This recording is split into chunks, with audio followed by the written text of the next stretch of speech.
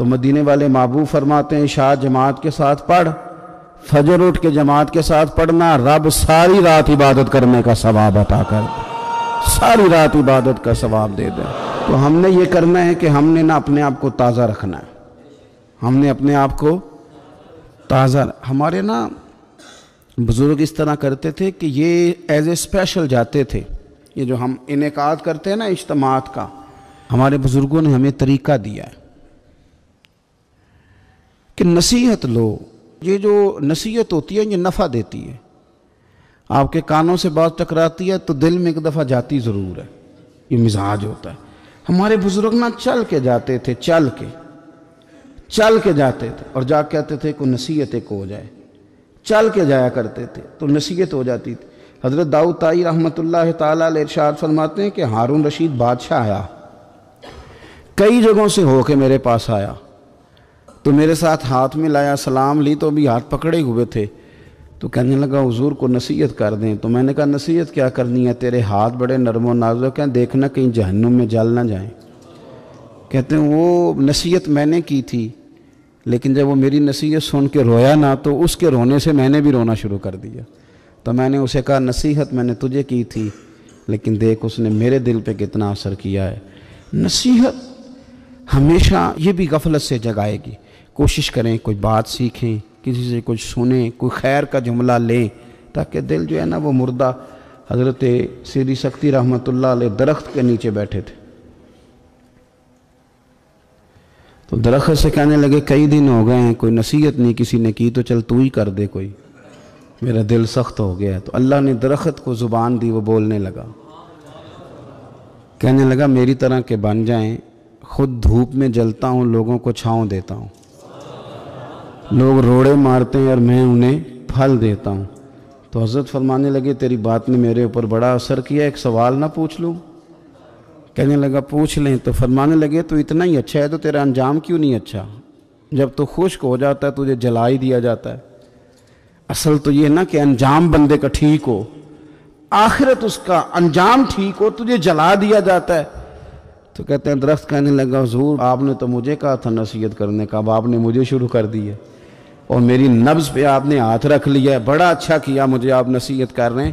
کہنے لگا حضور میرے اندر بڑی خوبیاں ہیں پر ایک خامی ہے جس وجہ سے میرا انجام ٹھیک نہیں ہوتا، میرے پاس استقامت کوئی نہیں، جدھر کی ہوا ہوتی ہے میں بھی ادھر کا ہی ہو جاتا ہوں، اگر کہیں استقامت ہوتی تو پھر میرا یہ انجام نہ ہوتا۔ استقامت اختیار کریں زندگی کے اندر، استقامت جو ہے وہ انسان کا انجام ٹھیک کرتی ہے۔ تیرا جو توکل ہے وہ مضبوط ہونا چاہیے، تیرا بھروسہ اپنے رب کی ذات، تو غافل ہو گیا اللہ سے، تو نے اسباب پر بھروسہ سارا کرنا شروع کر دیا۔ اسباب اختیار کیے جاتے ہیں، بھروسہ رب کریم پہ کیا جاتا ہے۔ دینے والا عزت بھی اللہ دے گا، رزق بھی اللہ دے گا، بلکہ امام غزالی رحمۃ اللہ علیہ نے تو حدیث لکھی ہے، آپ فرماتے ہیں کہ نبی پاک صلی اللہ علیہ وسلم نے فرمایا جس نے بندوں سے عزت تلاش کی رب اسے رسوا کر دے گا۔ جو سیاست کر کے عزت حاصل کرنا چاہتا ہے، جو اس طرح کا ماحول بناتا ہے کہ میں کوئی ایسے کام کروں کہ لوگ میری واہ واہ کریں، لوگوں سے عزت کا حصول کرنے والے کو رسوا کر دیا جاتا ہے۔ عزت در اصل وہی ہے جو رب کریم عطا فرماتا ہے۔ میرے عزیز دوستو، آپ اپنی توجہ، دل کی توجہ، روح کی توجہ اپنے مالک کی جانب جب کر لیتے ہیں، غفلت کا پھندا اتار دیتے ہیں اور ہر وقت غلبہ رکھنا پیسوں کا، ہر وقت اسی میں سوچنا، اسی میں محو ہو جانا، پھر آپ کا ذہنی نقصان ہوتا ہے، پھر آپ کی روح جو ہوتی ہے وہ بے چین رہنے لگتی ہے۔ پھر ایسے بھی غریب دیکھے جن کے پاس پیسے ہیں، پیسوں کے علاوہ کوئی شے بھی نہیں۔ پھر ایسے بھی تنگ دست دیکھے کہ جن کے پاس جائیدادیں بڑی ہیں پر ان کے پاس رات کو سکون سے سونے کے لیے وقت کوئی نہیں۔ عزیز بھائی، حضرت ویس کرنی رضی اللہ تعالیٰ عنہ کی ملاقات ہو گئی حضرت حرم بن حیان کے ساتھ، یہ بھی تابعی ہیں۔ تو حضرت حرم بن حیان رحمۃ اللہ علیہ کہتے ہیں یہ نا ہم تو خیر بڑی ساری باتیں سنتے ہیں تو نصیحت نہیں نہ حاصل کرتے، ویسے بھی یہ دور تقریریں کرنے، تقریریں سننے کا ہے۔ جو عمل کرنے والے لوگ تھے ان کا کیا طریقہ تھا کہ وہ ایک دو جملہ ہی کافی تھا، علم و بس کری او یار او ایک کو یرف تینوں درکار، جملہ ایک بھی تیرے لیے کافی ہے لیکن شرط یہ ہے کہ تو عمل کا ارادہ رکھتا ہو۔ تیرا خیال ہو کہ عمل کرنا ہے۔ وہ لوگ نا مختصر سی باتیں کرتے، مختصر سی نصیحتیں کرتے، لیکن وہ عکس جلدی کرتے، اس میں سے اپنے لیے خیر جلدی تلاش کرتے۔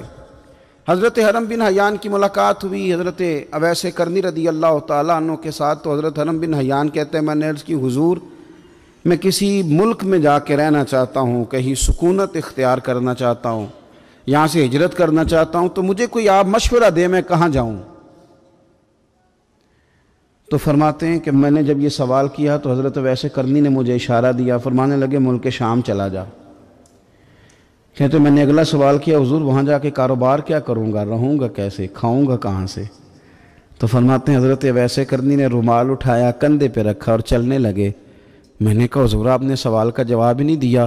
تو فرمانے لگے جس دل کو ابھی تک یہی یقین نہیں آیا کہ روزی کون دیتا ہے، اسے میں نصیحت کیا کروں؟ میں تجھے نصیحت کروں جسے آج تک یہی نہیں پتا کہ روزی کون دیتا ہے؟ تو ابھی تک اپنے دل کو پکا ہی نہیں کر پایا کہ روزی رب دیتا ہے؟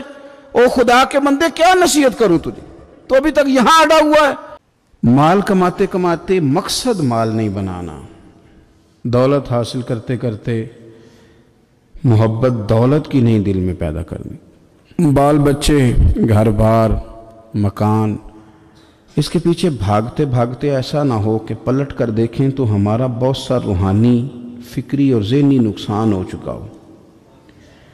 بہت سارے لوگ ہم میں سے ایسے ہیں جو الحمدللہ مقصود نہیں دولت کو بناتے، جن کا مقصود رزق حلال ضرور ہے لیکن وہ اس کو اپنے ذہن پہ سوار نہیں کرتے، صرف دولت کی ہو کے زندہ نہیں ہیں، وہ اللہ کے بندے بن کے زندہ ہیں، رسول اللہ صلی اللہ علیہ وسلم کے غلام بن کے فخر محسوس کرتے ہیں۔ دولت کی طرف جتنی زیادہ ہماری توجہ ہو گئی ہے اور مال کی جانب جتنا زیادہ ہمارا ذہن ہو گیا ہے، سارے رشتے مال میں تلنے لگ گئے ہیں، ہر چیز کو اسی عینک سے دیکھا جانے لگا ہے۔ اللہ تعالیٰ نے قرآن مجید میں ارشاد فرمایا کہ یا ایھا الذین آمنوا لا تلہکم اموالکم ولا اولادکم عن ذکر اللہ، اے ایمان والو تمہارا مال اور تمہاری اولاد تمہیں اللہ کے ذکر سے کہیں غافل نہ کر دے۔ اولاد بھی تمہاری ہے، مال بھی تمہارا ہی ہے، رہے گا بھی تمہارے پاس، لیکن اس کی موجودگی میں غافل نہ ہو جانا، غافلوں جیسی زندگی نہ بتانا۔ جو لوگ سڑک کو منزل بنا لیتے ہیں وہ رستے میں رہ جاتے ہیں۔ سڑک جو ہوتی ہے وہ راستہ ہوتی ہے، منزل نہیں ہوتی۔ یہ جو رزق ہے، دولت ہے، مال ہے، اولاد ہے، یہ تو سارا رستہ ہے اللہ کی طرف جانے کا، کہ تھوڑا سا رزق حلال کمائیں، کمر سیدھی ہو جائے اور پھر ہم اپنے رب کریم کی عبادت کریں۔ ہم رزق حلال کمائیں تاکہ ہم ہاتھ پھیلانے سے بچیں اور ہم اللہ کے بندوں کی ضروریات کا خیال کریں، دین کے کاموں میں اپنے آپ کو مشغول کریں، کچھ نہ کچھ اپنا حصہ پیش کریں۔ یہ مقصود تھا، یہ منزل نہیں، یہ تو صرف ایک رستہ تھا۔ ہم نے اب کیا کیا ہے کہ یہی چیز ہماری منزل بن کے رہ گئی ہے۔ رات پیسے گننا، سویرے اٹھ کے پھر گننا شروع کر دینا، پیسوں میں رشتوں کو تولنا، پیسے کے ساتھ ہی اپنے آپ کو ہر وقت لگائے رکھنا، الجھ کے رہ گئے ہیں لوگ، الجھ کے، اور پھر کوئی بندہ جیت نہیں رہا۔ ہمارے دادا بھی یہی کہتے تھے کہ کچھ پیسے کمانے ہیں تاکہ بچے پال لوں، یہ کہتے کہتے چلے گئے۔ ہمارے ابا بھی یہی کہتے تھے، پھر اس کے بعد ہم نے بھی یہی بولنی شروع کر دی ہے، تو جیتا تو کوئی بھی نہیں، جیتا تو کوئی بھی نہیں۔ مال کو ضرور حاصل کریں۔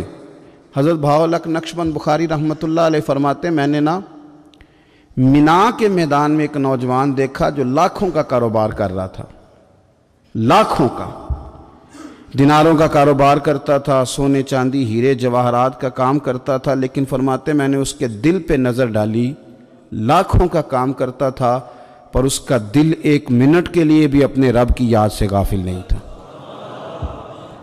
ہر وقت اس کا دل اپنے مالک کی یاد میں مصروف تھا، ہر وقت۔ ارشاد فرماتے ہیں کہ میرا شروع میں اس کے بارے میں گمان یہ تھا کہ دیکھو یہ شخص کیا کر رہا ہے، پیسہ کما رہا ہے، دولت کے چکر میں پڑا ہوا ہے۔ فرماتے ہیں کہ پھر میں نے ایک اور منظر دیکھا، ایک اور رنگ میں نے دیکھا کہ وہ کما رہا تھا، اور پھر اختتام حج پہ میں نے دیکھا کہ جو کمایا تھا سارا اللہ کے بندوں پہ خرچ کر رہا تھا۔ آپ اور میں، ہم نے دیکھنا صرف یہ ہے کہ کہیں ایسا تو نہیں ہے کہ دولت میں الجھ گئے۔ بہت سارے لوگوں نے یہ کہا تھا، ہم سنتے تھے جب کوئی آدمی جانے لگتا تھا نا پردیس پیسہ کمانے کے لیے، تو وہ کہا کرتا تھا کہ میں ملک سے باہر جا رہا ہوں، 2 4 5 سال لگا کے آؤں گا، واپس آ کے پھر یہاں میں نے کوئی کام کرنا ہے، تھوڑے سے پیسے کماؤں تاکہ یہاں نہ پھر میرا سلسلہ کوئی بن جائے۔ وہ 3 سال لگانے گئے تھے پر 30 گزر گئے ہیں، لوٹ کے واپس کوئی نہیں آئے۔ وہ 4 سال کا کہہ کے گئے تھے پر سال 40 ہو گئے، لوٹے نہیں۔ کیوں نہیں لوٹے؟ اس لیے کہ پہلے مفاد چھوٹا تھا، خیال یہ تھا کہ تھوڑے سے پیسے آ جائیں گے، بچوں کا خرچہ چلنے لگ جائے، فیسیں پوری ہونے لگ جائیں، اور مجھے کسی سے مانگنا نہ پڑے، تو بس پھر میں کامیاب ہوں۔ یہ طے کیا تھا۔ اس کے فوراً بعد پھر جب باہر گئے تو خیال آیا کہ نہیں، صرف پنکھے کا نہیں، اے سی کا بل بھی دینا پڑے گا۔ پھر تھوڑا اور آگے بڑھے تو خیال آیا کہ چھوٹی گاڑی پہ گزارا نہیں ہوتا، بڑی گاڑی نہ لے لیں۔ پھر خیال آیا کہ بڑی گاڑی لی ہے تو یہ تو اندر کھڑی نہیں ہوتی، سامنے والا پلاٹ مل جائے تو ذرا گراج اچھا بن جائے گا۔ پھر الجھتے الجھتے الجھ گئے دوستو۔ پھر نہ مالک حقیقی کی جانب وہ نظر جو ہماری ہونی چاہیے تھی نہ رہی۔ ذوق سے نماز پڑھتے تھے، پھر ہماری نمازیں مختصر ہو گئیں۔ ہم سویرے اٹھ کے ذوق سے قرآن پاک پڑھتے تھے، پھر وہ وقت بھی ہمارا دفتر کی تیاری میں لگ گیا۔ رات درود شریف پڑھتے تھے، لیکن وہ بھی سارا ہمارا حساب کتاب میں وقت گزر گیا۔ ہم نے یہ سمجھا ہی نہیں کہ دولت کارخانہ نہیں دیتا، دولت سیٹھ صاحب نہیں دیتے، دولت آپ کو آپ کی فیکٹری نہیں دیتی، دینے والے تو رب کریم کی ذات ہے۔ تو جہاں سے آنا تھا وہاں توجہ دینی چاہیے تھی کہ جہاں صرف ایک سبب تھا، ذریعہ تھا۔ حضرت اویس کرنی رضی اللہ تعالیٰ عنہ، ہمارے صوفیاء میں ایک لفظ بولا جاتا ہے فقر بوذر، یعنی کچھ لوگ ایسے ہیں جو سیدنا ابو ذر غفاری رضی اللہ تعالیٰ عنہ کے طریقے پہ چلتے ہیں۔ ایک لفظ بولا جاتا ہے فقر بوذر، کچھ لوگ فقر بوذر کے قائل تھے، اسی مزاج کے قائل تھے حضرت سیدنا اویس کرنی رضی اللہ تعالیٰ۔ ان کے ذہن میں ایک بات بیٹھ گئی تھی کہ یار دینے والا اللہ ہے، ہماری جو غفلت ہے نا وہ بھلا کیوں ہوئی ہے؟ وہ اس لیے ہوئی ہے کہ پیسے کسی کو بھی برے نہیں لگتے، پتہ نہیں ان میں کیا کشش ہے۔ یہ نہ آپ کسی جگہ بھی ان کا نام لے لیتے ہیں، یہ کسی جگہ بھی آ جاتے ہیں تو یہ برے لگتے ہی نہیں۔ یہ جناب بڑی بڑی فقیری کا دعویٰ کرنے والے اور لوگوں کو طریقت اور تصوف کا درس دینے والے، ان کو بھی اچھے لگتے ہیں۔ یہ تو جناب جو لوگوں کو کہہ رہے ہیں فقیر ہو جاؤ فقیر ہو جاؤ، وہ خود امیر ہوتے جا رہے ہیں۔ یہ پتہ نہیں ان میں کیا ایسا خاص۔ ہمارے ایک استاد تھے تو مزاج میں بڑی ظرافت تھی، حالانکہ بڑے اللہ والے بندے تھے، تو بات بڑی وہ دل لگی کی کیا کرتے تھے۔ تو ایک دن ہم نے پوچھا استاد جی خوشبو کون سی اچھی لگتی ہے؟ کہنے لگے بیٹا جو پیسوں میں سے آتی ہے وہ مجھے بڑی اچھی لگتی ہے، اس لیے کہ ملتے کم ہیں۔ ہمارا نا جب اس طرح کا ذوق بن جاتا ہے نا، آپ مزاج بنا لیتے ہیں پیسوں کا، لوگ سمجھتے ہیں کہ غریبی کا ڈر شاید زیادہ ڈر ہے، لیکن کبھی آپ دروازہ رسول پہ جائیں نا تو حضور نے تو کوئی اور ڈر بیان کیا ہے۔ حضرت ابو عبیدہ بن جراح رضی اللہ تعالیٰ عنہ بحرین سے نا مال لے کے آئے بہت سارا، حضور نے بھیجا، جزیہ لینے گئے یا مال غنیمت کا کچھ مال تھا، آپ لے کے مسجد میں آئے تو لوگوں کو پتہ چل گیا کہ آج مال آیا ہے۔ اب سب کو حصہ ملتا تھا، اس میں سے بدریوں کو زیادہ ملتا تھا، باقی لوگوں کو بھی ملتا تھا۔ تو فجر کی نماز کے بعد لوگ گھروں کو جایا کرتے تھے، لیکن آج پتہ چلا نا مال آیا ہے، تو یہ سیاستہ میں حدیث موجود ہے، سب لوگ مسجد میں بیٹھے رہے۔ حضور علیہ السلام نے فرمایا تمہیں پتہ چل گیا مال آیا ہے؟ عرض کی حضور ہاں۔ فرمایا تمہیں بانٹنے لگے ہیں، دینے لگے ہیں۔ ہم نا غریبی سے ڈرتے ہیں، ہم اپنے بچوں کے لیے دعا کرتے ہیں ان پہ غربت نہ آئے، ہم اپنے بہن بھائیوں کے لیے دعا کرتے ہیں ان پہ غربت نہ آئے، کرنی چاہیے، لیکن ذرا اس حدیث کے مفہوم کو بھی دیکھیے گا۔ نبی پاک صلی اللہ تعالیٰ علیہ وآلہ وسلم نے فرمایا تمہیں دینے لگے ہیں، مال آ گیا ہے، لیکن میرے قریب نے اپنی امت کے لیے جس چیز کا ڈر محسوس کیا وہ کیا ہے، حضور کے دل میں کس چیز کا خدشہ تھا وہ کیا ہے بیان کیا۔ حضور فرمانے لگے لوگو مجھے تم پر غربت کا ڈر نہیں، یہ ڈر نہیں کہ تم غریب ہو جاؤ گے، بلکہ مجھے تو ڈر ہے کہ تم پر دولت پھیلا دی جائے گی، تم زیادہ مالدار ہو جاؤ گے۔ خوف غریبی کا نہیں، خوف تمہارے مال کا ہے۔ اور حضور فرماتے ہیں کہ پھر تم انہی باتوں میں مبتلا ہو جاؤ گے جن میں پرانی امتیں مبتلا ہوئی تھی، اور جب وہ اللہ کی نافرمانی میں مبتلا ہوئی تھی تو پھر وہ ہلاک کر دی گئی تھی۔ مجھے ڈر ہے، مجھے ڈر ہے۔ ہاں، جہاں دولت آتی ہے وہاں سستی بھی آتی ہے، جہاں دولت آتی ہے وہاں معاذ اللہ عیاشی بھی آتی ہے، جہاں دولت زیادہ آ جاتی ہے وہاں پھر لوگ ہر چیز کو دولت میں تولنے لگتے ہیں۔ جہاں دولت زیادہ آتی ہے میرے بھائی، پھر لوگ سمجھتے ہیں کہ ہر چیز میں خرید لوں گا، پھر لوگوں کے ذہنوں کے اندر اس طرح کا فطور آتا ہے۔ حضور نے فرمایا مجھے ڈر ہے تمہارے دولت مند ہونے کا، ڈر ہے دولت مند ہونے کا۔ یارو، اپنے پیسوں سے ڈرا کرو، اپنی جائیدادوں سے ڈرا کرو، اپنے مال سے ڈرا کرو۔ وہ ہم نے جو بڑے بڑے محلات تعمیر کرنے شروع کیے ان سے ڈرا کرو، اس لیے کہ حضور نے فرمایا مجھے ڈر ہے۔ حضرت ابوبکر صدیق رضی اللہ تعالیٰ عنہ تشریف فرما تھے۔ ہمارے بچے بہت زیادہ آسانی مانگتے ہیں۔ اقبال نے کہا لہو مجھ کو رلاتی ہے جوانوں کی تن آسانی۔